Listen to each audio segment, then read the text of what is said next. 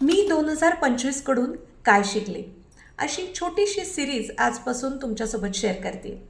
कदाचित तुम्हाला ह्याचा फायदा होईल आणि तुम्ही केलेल्या कमेंट्समुळे मला देखील अजून नवीन गोष्टी शिकायला मदत होईल.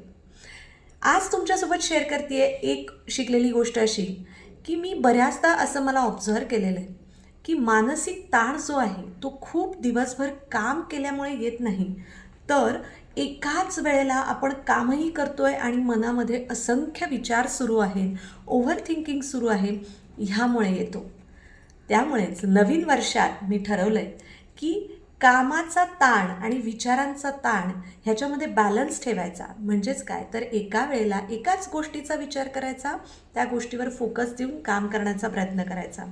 आपण विचार थांबवू शकत नाही, पण त्यासाठी प्रयत्न मात्र नक्कीच करू शकतो आणि हळूहळू आपण त्या गोष्टीवरती विजय नक्कीच मिळवू शकतो. पुन्हा भेटूया नवीन एक लर्निंग घेऊन. तुमचं मत कमेंट्समध्ये नक्की नोंदवा.